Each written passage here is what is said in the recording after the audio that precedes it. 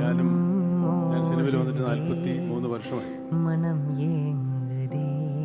എന്റെ കൂടെ എന്നോടൊപ്പം സഹയാത്രികനായിരുന്ന ഒരാളെ പറ്റിയാണ്. ഒരാളെയാണ് ഞാൻ 43 വർഷം